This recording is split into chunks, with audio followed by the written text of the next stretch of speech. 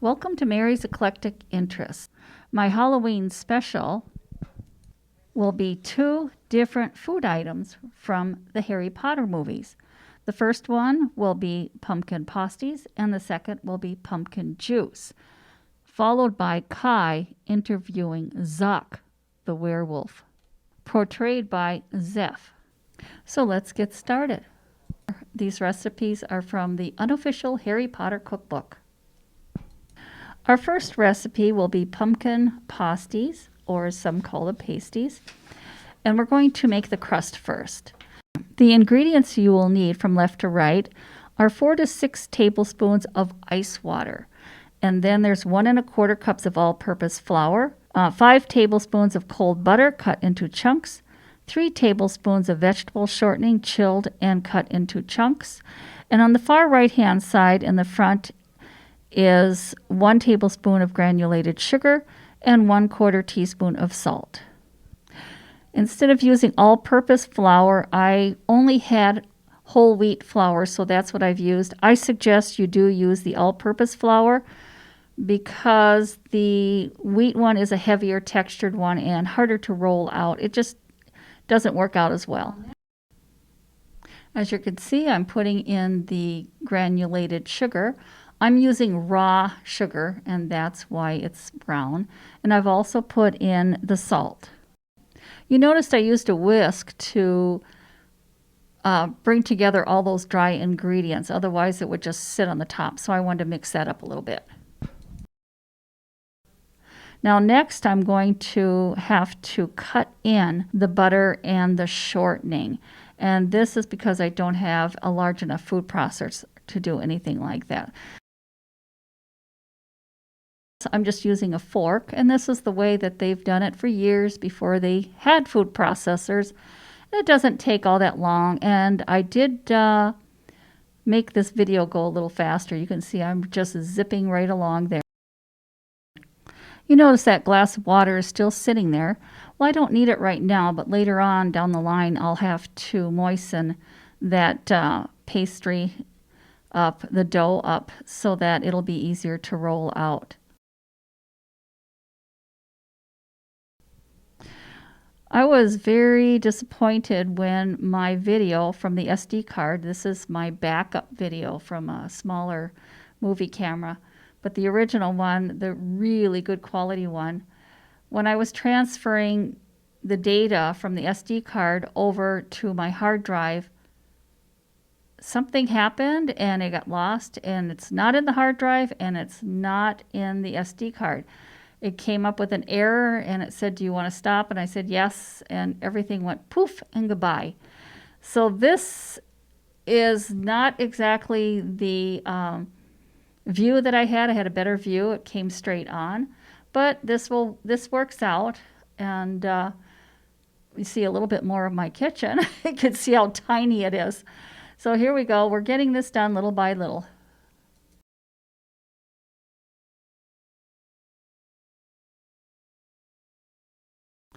The one thing nice about doing a cooking show at home is you don't have to drag everything to the studio. Bring everything. We have a portable kitchen. There's no oven, but there's a stovetop. So bringing the kitchen down was always quite the project. We have a slight hill in the hallway up to where we have all the props. So getting the kitchen down, and there were 2 pieces. There was the front with the stove, and then there was the back portion with all of the cupboards and a pretend sink, which didn't work. So we always made sure we put something in there so you don't accidentally go there and throw water in it. It goes right down through, and it would be a disaster. And then, of course, we'd bring down all the walls and everything else. Bringing it back up the hill, it was so heavy. It usually took at least 3 people to get it back up. Oh, now you see that I did put some water in there. I'm making that a little more moist. And I'll probably be putting some more in later. So you're learning a little bit more about CCX that you probably didn't want to know about. But CCX, I'm just excited that they are letting us come in and edit during the COVID epidemic. I'm in my little editing room all by myself.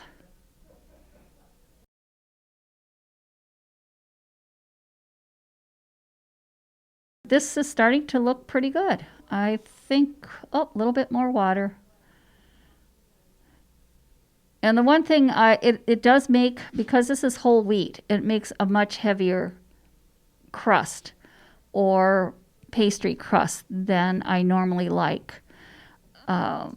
If I were to do this again, I would pick up some all-purpose flour, and I might have to do that on my next adventure to the grocery store. Now I'm going to squish this all together and make it into a ball. And you can see I'm getting everything ready to roll. Here it is. I have my rolling pin, I have my ball of dough, and guess what? I read in the instructions that you're supposed to put saran wrap around it and put it in the refrigerator for 1 hour. Can you believe it? Never done that one. I'm going to have to fold everything up, put the rolling pin away, and we are going to start making the filling. And that'll be next on the agenda.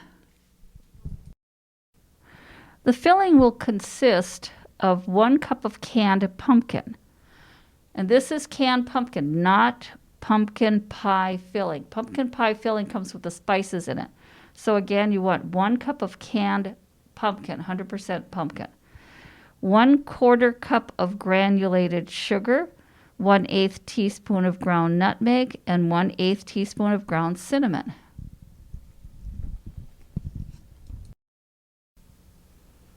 I'll be putting all of the ingredients in this small bowl, and it's not going to take very long.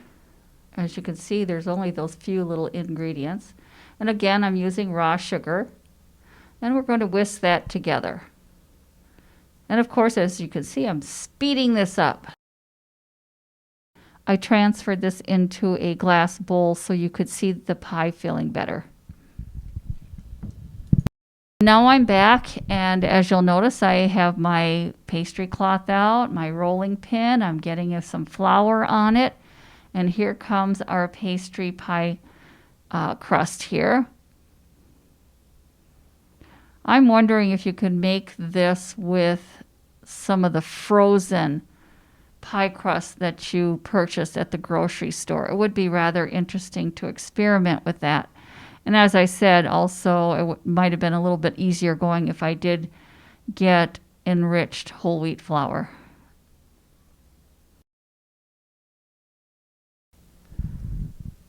Now I've gone to get some more water because it was a little difficult to get this pastry, this dough, to roll out. It just seemed too stiff and too unforgiving. So I put a little bit more water in. It seems to be a little more pliable. And I'm going to be, here we go, I'm rolling it out.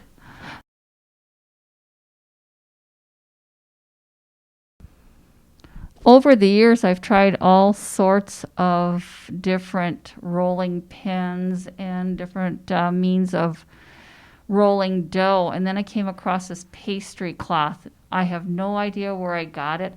I am quite the little, what do you want to call it? We have a lot of church bazaar, or church garage sales, I should say, and we have quite a few thrift stores around us, such as Goodwill, ARC, that type of thing. And I have a tendency to find things, and this might have been one of the things. Sometimes they're brand new in the package, or I might have purchased this somewhere, but I have a feeling that that's where I got it. And that little sock thing that goes over the rolling pin was the best invention, whoever made it. Thank you very much. I just put a little flour on there, and it doesn't stick to that rolling pin at all. And the pastry cloth is wonderful. I've never had it stick to anything like a table or anything like that. It just works really, really well. But like I said, I have no idea where I got it. I've had it for years, and I'm sure you could probably make something like that. I'm sure it's just a heavy-duty, 100% cotton something or another. Well, we're going to get ready to start cutting. And here we go. I came with a saucer, and I decided that's just too large. Especially when I'm going to be the one eating these pumpkin pasties, I want something a little smaller. And I did end up eating these over several days. Finally, I had 2 left, and I said, that's it. And I ate the last 2, and they were very good. They're basically little miniature pumpkin pies. And they're so easy that you just pick them up and just start nibbling away. So I found it a very nice little dessert after a meal to have one of those for my sweet tooth. Now I'll probably be making this go a little faster because this is going, I think, normal speed. And here we go. And see how thin those are? I mean, they're very thin. I like even my pie crust very, very thin. When I make pumpkin pie in a pie tin, that crust is only there for one reason, and that's to keep the pie filling in there. And I roll it really, really thin, put a little flour on the bottom of the pan, put that in, and I'm not real big on crusts. I've always just cared more for the filling. Oh, there's my feet. You can see I'm running around. There's my refrigerator. Very small place. And I was getting quite warm. Kept turning that thermostat down. It kept going down lower and lower and lower. Oh, I'm thinking. I don't know what I'm thinking about. Let's see. Oh, I think I'm going to try one of these there. I put 2 in. I'm thinking about putting a third, but I just thought no. I'm putting water around that pastry, and that should help it when I use that fork to keep that crust together. There. Isn't that cute? Isn't that the cutest thing you ever saw? And I'm making more of those. See, can you imagine if I made that a whole saucer size? It would have been a little bit larger than that. I think for little kids or for a little hors d'oeuvre, the smaller the better. You could probably even make them smaller and just make them finger food and put 1 tablespoon of the pie filling in them. It would take a little longer to do, but actually when you're cutting them out, they look like little pancakes, don't they? And you'll notice in all my shows, I pretty much am wearing the same thing. That little black top and that apron I found out works quite well. The apron has a pocket so I can put the microphone in. But because I ruined this whole film, I have to do a voiceover, which is kind of it's not my idea of a fun, but I've done it for so many years that you just get used to it. Now you notice I'm taking all that dough and I'm re-balling it because I'm thinking I can get maybe another. Oh, no, I decided not to. Okay, so I set that aside. Oh, that's right. I use that pastry later on to make some pasties, or meat pasties, they call them. Hey, come back. Okay, here I come. And there I am. I'm putting more water on here.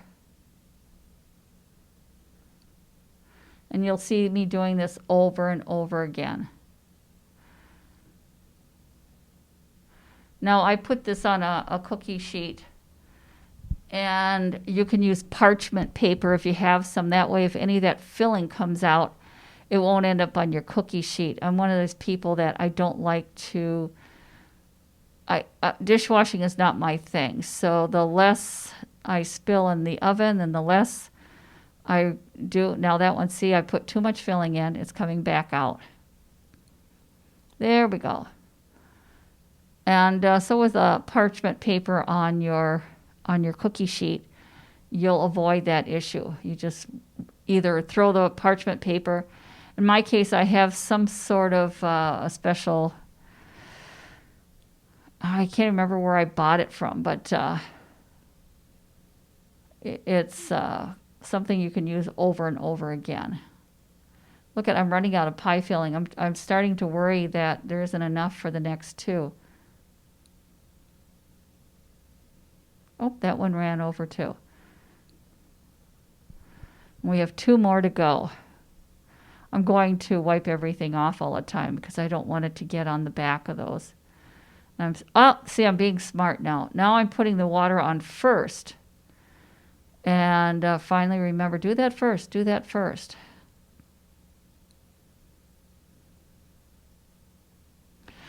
I would think you could make regular pie filling. Let's say you're making a pumpkin pie or a couple of pumpkin pies and just go, oh, instead of making one big pie, let's do a whole bunch of little ones. But this was so darn easy. I think I would have put some cloves in and a few other things, but I followed their recipe. Oh, look, I still have some filling left. Now what am I going to do? Oh, I'm going to roll this out. I'm going to take a little chunk. There was plenty of crust there.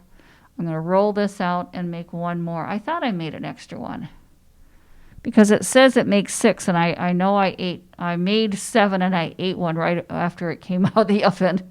I was a little on the hungry side, and it smelled so good coming out of the oven. And that's why it was so warm. I had the oven going, and this was not when we had the cooler weather.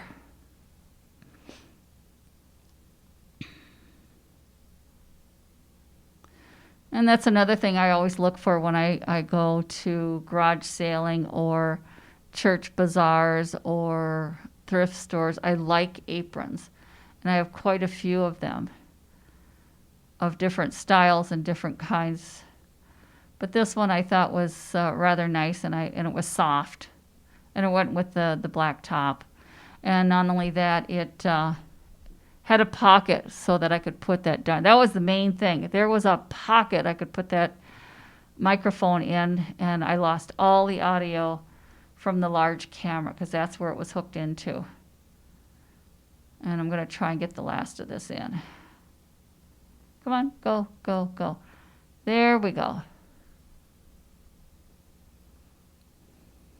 So this is very simple. I would say my friend's granddaughter could do this without any problems. I think she's in middle school, and to tell you the truth, I think she was in 7th, so I think she's getting up there. And I'm finding out she likes to cook, but with COVID, I can't bring her over. And now you can see I spotted that my pastry cloth pretty bad. There's our finished product. That's all you have to do. Oh, and you have to put slits on the top of don't forget, put some slits on the top of those little pastry things to let that hot air come out as you're cooking them. Just like a pie. When you make a pie and you have the crust on the top and the bottom, you always take a knife and make some slits in there so that things can bubble out. Okay, I'm actually cleaning up, and I'm going to use that for something else. Actually, oh, no, I take it back. I'm going to put it away for now. The last recipe I'm going to be doing for this particular show is pumpkin juice. And there isn't too much to it. All I have is 2 cups of apple juice, 1 cup of white grape juice, 1 cup of pineapple juice, and what's over in that pumpkin, the little bowl, that's pumpkin. I used the remainder of the pumpkin in the can that I had open. So that's 3/4 cups of pumpkin. If you want to, you could purchase a pumpkin, if you want to, a small pumpkin, and put it in the oven and bake it and do the whole natural thing. And I looked at that and I said, no, I'm not doing that. That's not happening. I'm not going to scrape it and mash it and discard pulpy mass left in the sieve and do this and that. I go, just to get one, it says 1 cup of pumpkin. So I'm using 3/4. And I did this because I wasn't quite sure how pumpkin-y it was going to taste. And I figured it's easier to add pumpkin than it is to take it back out. And as you can see, I just put all the juices together. Not that difficult to do. I like those little whisks. I have so many different kinds of whisks. And this is a fun one. It really works good in liquids. I'm sure that's not what it's meant for, but I like it anyway. So I don't know why I'm not putting the rest of that pumpkin in, but hopefully I am. The other thing, it said to serve it with, see, I am going to put the rest of the pumpkin in. It said to serve with ice cubes. Now, this is my suggestion. I would make a double batch of this pumpkin juice and then bring down your ice cube trays and pour at least one ice cube tray of the pumpkin juice. And then with your punch bowl, such as I have here, you could put that in there, which would keep it cold, but as it melts, it would still be pumpkin juice. And it wouldn't be a diluted water-based pumpkin juice. Now that I liked a lot better. They had just a nice mild taste of pumpkin. Now if you wanted more pumpkin or more of a pumpkin taste, but I actually like the 3/4 cup of pumpkin. It does say to measure out 1 cup. I didn't want it that pumpkin-y. You can do as you wish.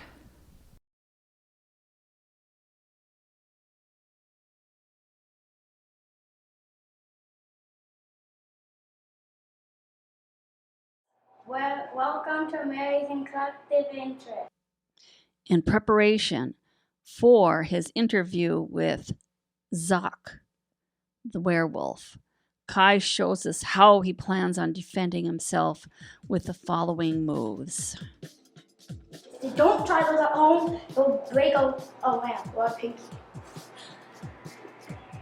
Even worse, a thumb. Now, let's just do. So first, I'm going to show you how to punch.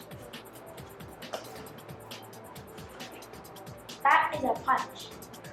Next, I'll show you a kick. This is a front snap kick.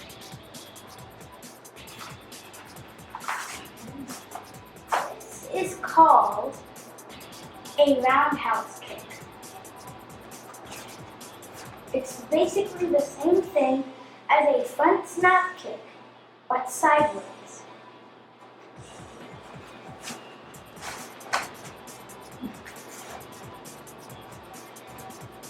The next thing I will show you is called a jumping front snap kick.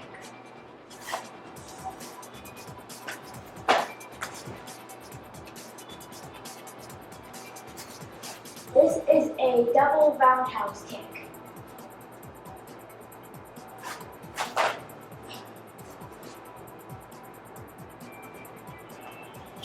I'm going to do my blue stripe form.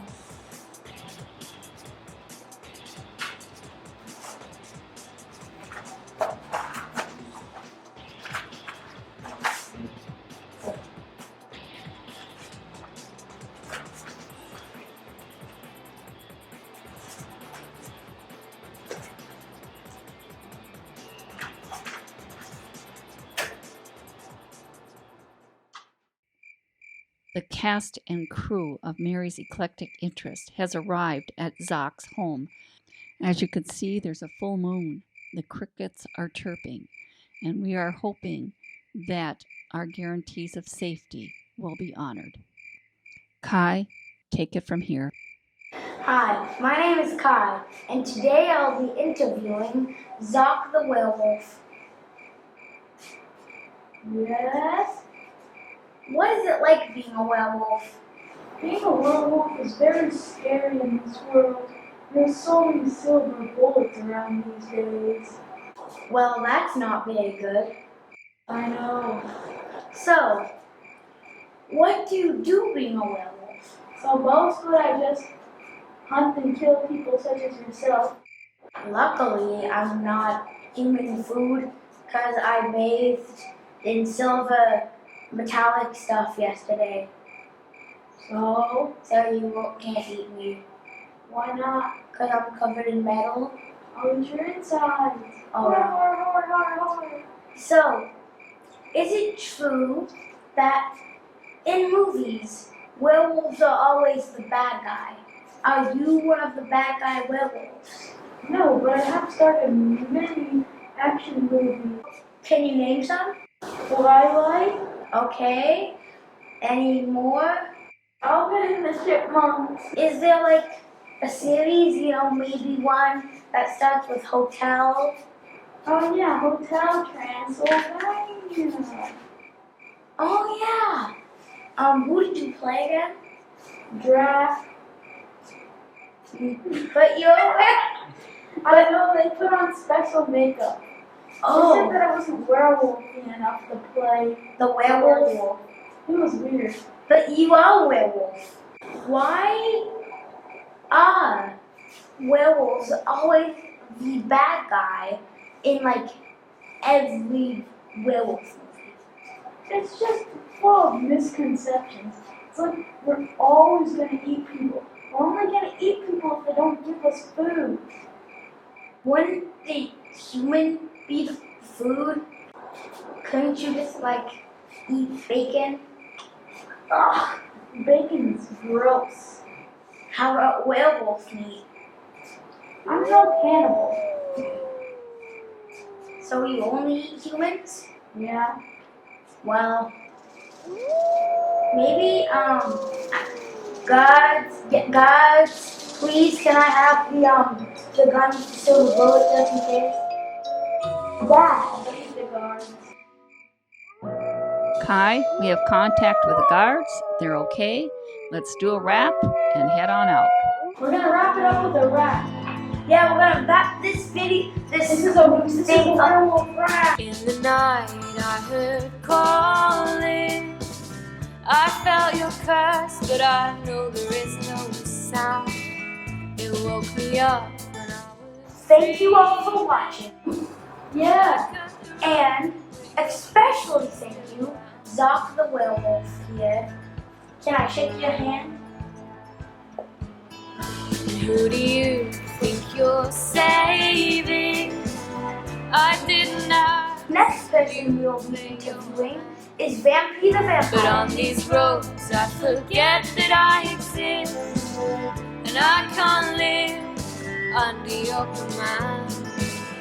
Oh, sleepless nights, leave me peace, bring me back to life. Oh, New York days, I gave it all, you took it all away. Adios, amigos. In English, that is, bye, friends.